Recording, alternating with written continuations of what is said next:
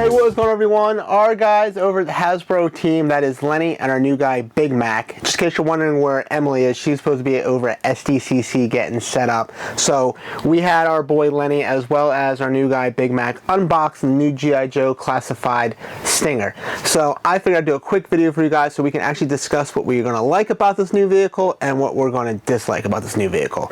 Now, let's dive into it because, to be honest with you, it's pretty much identical to the Vamp, and some of the accessories that they're giving you with this new Stinger, well, most of those collectors already have it. So being that this new Stinger is essentially the Vamp with some new paint and some new accessories, I mean, there's a few different changes. Let's go over it real quick. Obviously, the color scheme has changed. Instead of having the 50 caliber gun machine, we have a missile launcher in the rear. We have the gold wing doors, different paint, but other than that, essentially it's pretty much the same vehicle, which is why we can go ahead and make a video like this to discuss what we like and we dislike. So let's, without further ado, guys, let's talk about some of the things that I don't like about this upcoming G.I. Joe classified Stinger. So even though I love the idea of having the gold wing doors, I actually don't like the idea that everything's so sealed off. So once the doors are shut and you have the tinted front windshield, you really actually can't tell if there's figures inside. For me personally, I love the idea of having all my figures with my vehicles. That's just a personal preference. So for that, I do kind of knock it a few points. Although at the same time, the flip side, I do love the idea of having the gold wing doors. I think they look pretty cool. And you probably could just prop the passenger door open, have one of the guys hanging out on the side. So it's really not the end of the world.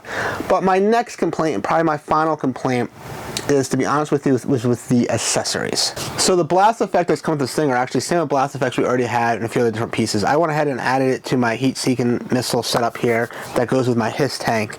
Now, there is one major issue, and it actually even applies to this setup right here. It does irk me a little bit. I don't know if you guys call them. Let me go ahead and take this gigantic missile off real quick. So the issue here is with this blast effect, it's actually designed to have a missile coming out the end, and then the other part here to go inside an actual piece of equipment.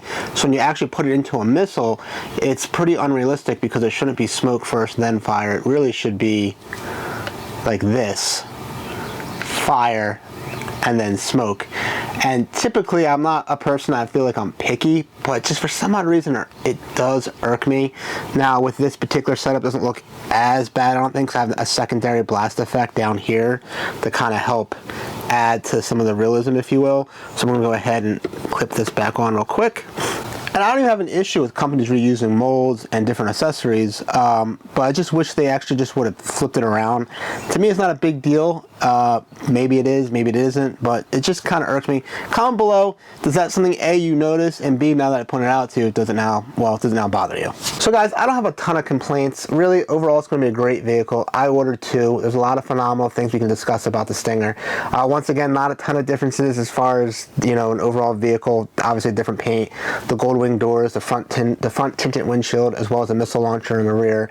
A few other cool things that they did add to the Stinger that they probably should have added to the Vamp that now you can swap over, is they do give you a rear platform for your figures, which I had to go through Gridiron Studios to go ahead and do that. They do give you one other small complaint, is the top of the Stinger does have basically lights that don't work. Now for $100, I'm not going to knock them for that, but hopefully maybe Gridiron Studios, maybe you guys can do something about that. But overall, it's a cool little vehicle.